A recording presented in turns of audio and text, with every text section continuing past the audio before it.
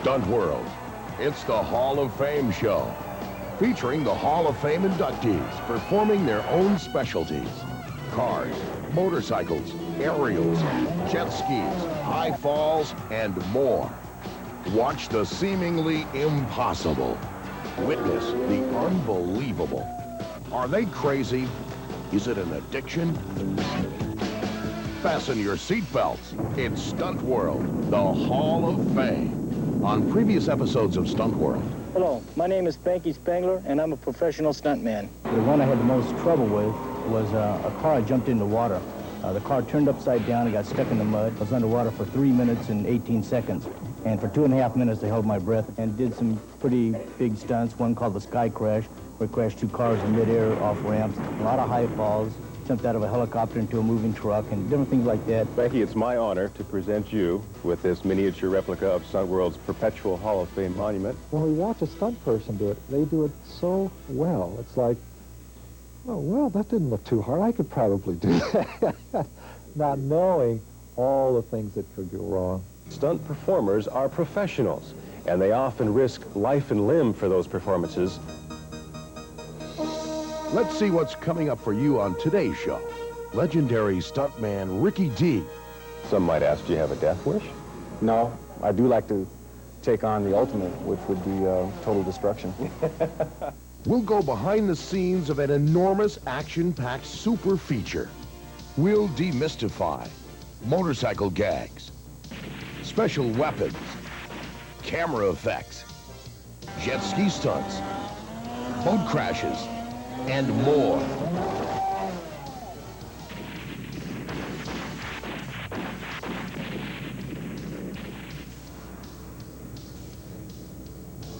Watch as a stuntman fights for his life in a real behind-the-scenes near tragedy. I'm telling you, this is not for everybody. A man almost died right now. Come here! Has he got it? Has he got the air? Oh, we need to push this thing on him. Of course, there's one common characteristic that stands out of all the rest of them. The good ones are alive.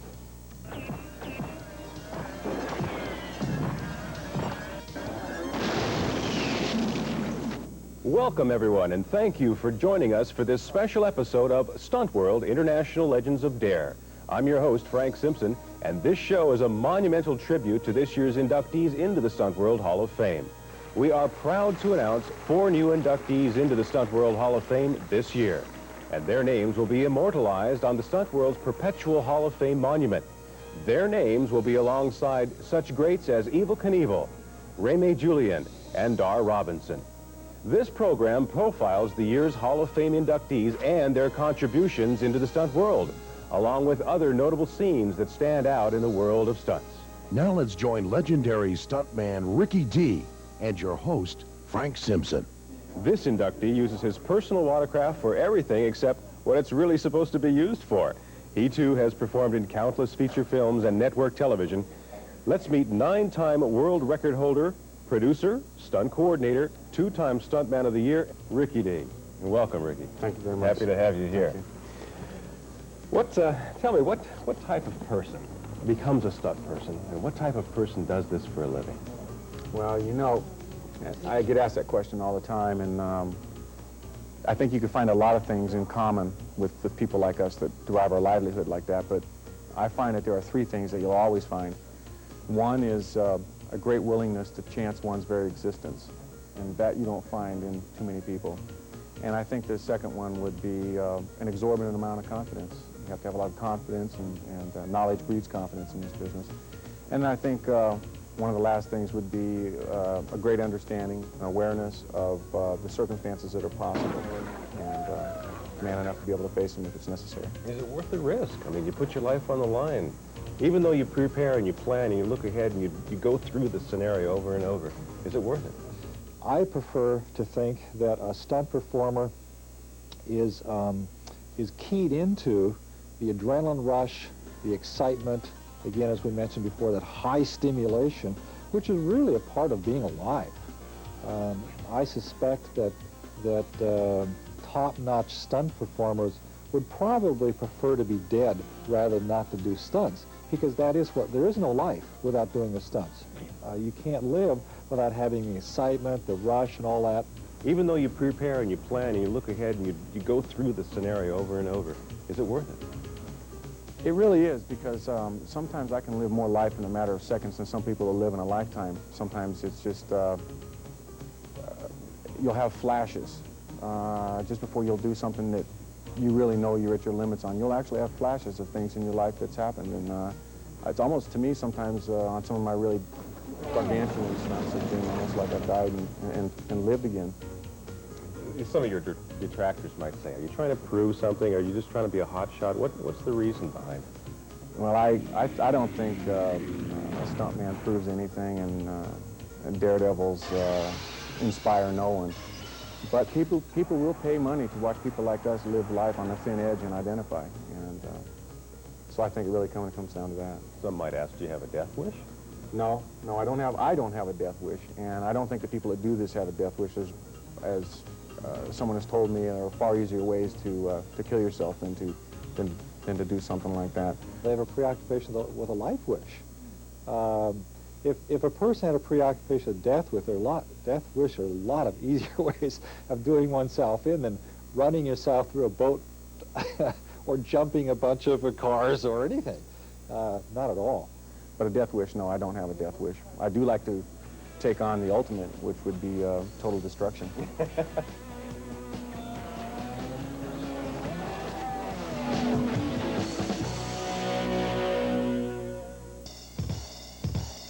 Well, I was hanging by the river, just relaxing and playing. And when some people jumped up, they started shouting and saying, "Come quick, everybody, you won't believe what you'll see. Some guys crashing through boats, yo, it must be Ricky D." Well, I went and checked it out, and sure enough, they wasn't lying. The dude was coming down the river, man, damn, he was flying. Right through the boat, woo-hoo, my, oh my. He didn't flinch at all, just winked his eye. Then he laughed a laugh. He walked the walk, and then he sat down beside me, we began to talk. I asked him how it all started when he was a kid, to get on the right track. Tell me things that you did. He said yes to fun, no to drugs. He stayed in school, he didn't hang with thugs. Then Ricky started thinking, started taking some notes. And the next thing you know, Ricky jumping 10 boats. Ricky said, "I can do it," and they said, "You're a liar." Ricky jumped him again. This time he lit him on fire. 5 walls of wood, a towering inferno. I'm talking hotter than hell, not just a can of sterno. Ricky crashed right through the Molly Brown. Ricky stood up and Molly went down. I asked him, "Ricky, why you do it all, man? Are you nuts?" He just laughed again and said, "No glory, no guts." So what's up now, man? What comes next? He said, "I got more stunts than a hooker has sex." Juggling, jumping, the Superman, the handstand, and Ricky waving to the people riding by the grandstand. Then he got a look like some sort of trance, and you could tell in his head, ideas were starting to dance. They were dancing around like Bobby Brown and like Michael. Yeah, Michael can beat it, but does he have a motorcycle? The Ultracycle, my friend, well, it was made by Ricky D. It's kind of hard to explain, it's something you just gotta see. It's sort of a glider and kind of a kite. He's gonna take it off a waterfall. I think I died from fright, but I can fly it too. You see, it's also a toy. You can get it in the stores for a girl or a boy. Ricky's got millions and millions of admirers. You see, he's been the centerfold of the National Enquirer. Ricky is the baddest thing on land or on water. And oh yeah, by the way, keep him away from your daughter. I think it's time for me to end this ride. It's a Ricky D rhythm. He's a one of a kind. A Ricky D, a Ricky D, a Ricky D. You and I met about 10 years ago or so. You have come an incredible way since then, and being inducted today must certainly be an accomplishment for you. It really is a incredible cap on my career, and it's something I'm very grateful to the judges that they've even considered me for it. When you and I first met, I was riding one jet ski for a Sunday brunch crowd. And I started at Mount Shasta and worked my way through all the restaurants all the way down to the San Francisco Bay, and sort of got a grassroots start there, and one thing led to another, and 4 o'clock in the afternoon, you know how people are on the river, they've had a couple cocktails, and pretty soon they were my stunt coordinators. They were saying, "Hey, why don't you jump over that boat?" And I'd look at them and say, "Man, someone could get hurt doing that." And then light that boat on fire. You did that, but heck, I could do that. And so eventually, I started to do the things that they were saying, but I thought them out a little bit, and that's sort of how I evolved into the stunt business, was through that. I was honored to be on one of your sets recently when you were planning and coordinating some stunts, and there was a close call out there. What goes through your heart and your your emotions when you have something like that? You know, I've been scared, you know, like the time I jumped over 10 boats, I was really frightened. But when I have a man that's working for me, in this particular case, he'd rolled over a truck and the truck was underwater and he was trapped inside of it. I guess the only thing that could have been scarier is if I would have been inside and trapped. But it was extremely frightening, and I nearly cut my thumb off to try to get him out. And if you would have asked me, do you think you could cut off a hand or a finger to get somebody out of a wreck, and I would have probably said, no, I don't think that's possible. But when you get into that circumstance and you know that that man's life is literally in your hands, you'll do it. That takes us back to the question again. Is it worth a human life to do something like that? Also, there are people who probably were born, have a genetic disposition for high stimulation. We all vary on that. A lot of psychologists are currently studying newborns the moment they're born, and we notice that there's a wide variation in temperament. Some of the kids are very passive and quiet and carefree, and others are jumpy and nervous and sort of like want to get on with life. So that we all vary in terms of the level of stimulation that we need to stay alive. We all need stimulation of some sort. For some people, that stimulation might be nothing more than reading a book. But for other people, the stimulation takes a variety of forms. Is it worth a human life to do something like that? I think that's up to the individual. In that particular case, if that stuntman would have died, it would not have been worth it to me. Now, to that stuntman, it was worth it. But to me, it would not have been worth it. If I died in one of my stunts, I know that that's a possibility. Of course, we don't dwell on it, but we know that's a possibility. So it's up to the individual. I think it's harder to see someone die than it is maybe to die yourself. You know, you would sort of have that to live with the rest of your life, that there was a man that was trapped underwater and you didn't save him.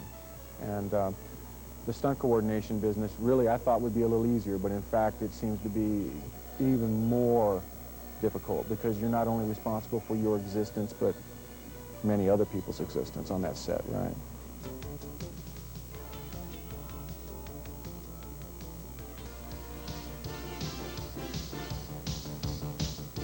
Hello.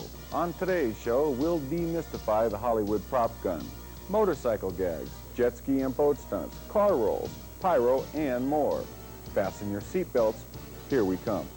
It's a little foggy right now, and it's been a heck of a day. It's not normal that we have this much fog, and it's just difficult. I hope that I can hit my mark on the boat. It's real important that I hit the mark, because if I don't, I've only got about 1.5 inches, or I'll be decapitated. And we've added some more people on the boat, which puts on about another half a ton of weight. So we've got a lot of weight out on the boat, extra what we're not normally used to. We've got fog out here today. It's real cold. Everybody's anxious. We're ready to roll. Let's hear what Joe Robinson, our weapons specialist, can tell us. Joe, tell us about Hollywood prop guns and their differences. Although they're functioning weapons, the springs have to be lightened up for the bolt to go forward, so versus live ammunition. You use live ammunition in there, you need a heavier spring because you have more barrel pressure. So all of the springs have to be changed, the buffers have to be changed in them. At the end of the barrels in each one of these, there's a restrictor in there that restricts down the barrel just to allow enough pressure in there for the weapon to function. So all of these have got, right at this point right now, they could not fire live ammunition without something blowing up. There's, you're looking at probably 6 or 7 hours of just preparation just to get these guns to function with blanks. With the exception of the shotguns, there's 2 different types of blanks. They have a black powder blank, which you've seen shooting over there. They're loud, they put out a lot of flame and a lot of smoke. Then there's another type of blank that you can use that just simulates the sound of a regular shotgun shell.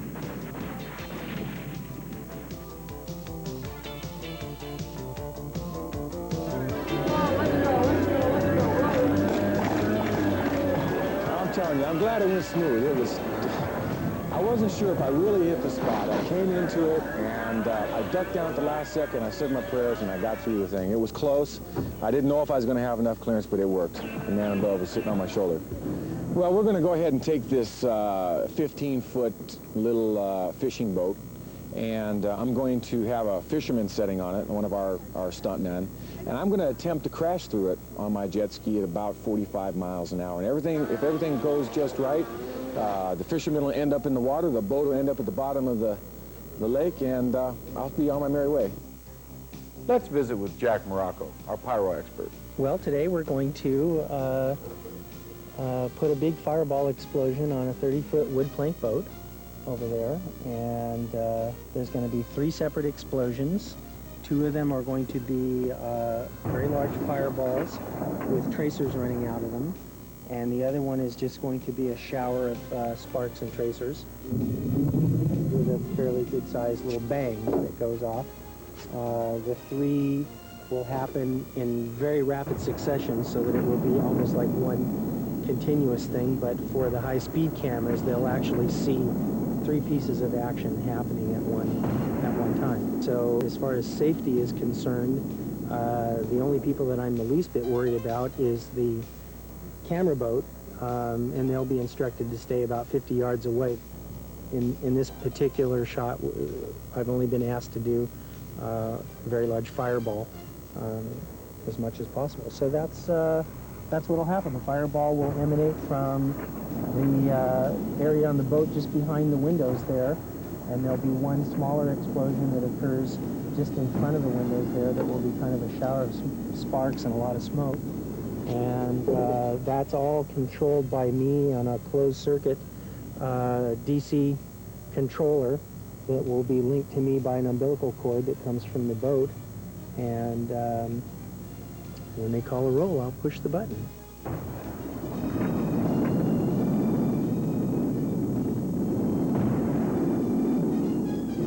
Hello, my name is Michael Brown, and I've been discovered by Ricky D from Unlimited Stunts, and I'm here today to participate, to do a stunt for Ricky D and all the guys out here. I'll be jumping a motorcycle off the ramp here out into the water. So I'm gonna pick this apart a little bit and tell you why I've done some dirt work and some other stuff right here so you can better understand what's going on here. So what I've done is I've put some dirt in right here to reduce the radius, make it not so steep. If you were from the side, you could see. So now it's a smoother transition up to the takeoff. And I have this plywood here to lay on the dirt that I've tacked up. It's smooth to smooth things out because the bike doesn't have any suspension. It has just a few inches, and that's important. So if there is any variation in the surface, the takeoff surface here, it'll be smooth because the wood is going to absorb it and contour underneath.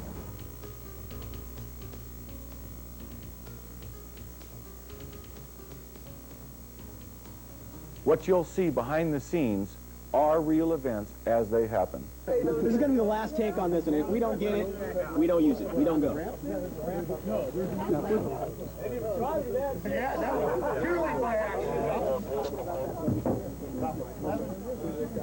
don't want any glass getting in you right in the face there. Dude on the side of the car so I can see if you gotta stop. Yeah. And, Can you see how that okay, buddy? There's another one there. Small. Okay. okay. All right. Well, we just Okay. need our stunt guys to look like they're from the... Little knife action in case we have to cut him out of there. We want all my stuntmen to come home. Talk with him, because the first thing I gotta do is get that helmet off your head. I'll put the regular in there and breathe. When I tug on it, hold your breath, and then I'm gonna breathe. Everybody behind the vehicle. Snaps or something like that, you know? Rick, are you ready? Okay, let's get the guy going. Stand by to roll cameras. Standing by, let's get him going.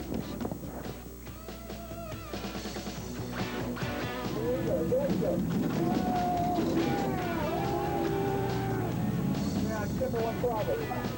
We're gonna go back.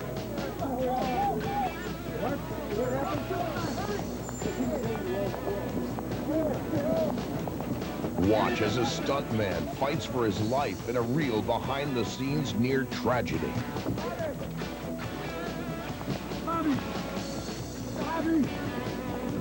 We'll return for more of Stunt World after these messages. Stunt World, the Hall of Fame show. got it? Has he got the air? Do we need to push this thing on him? Is it breathing? From when you landed, how long did it take the water to fill up? Right away? Right away. Is that right? Was it, could you sense them coming after you once they started?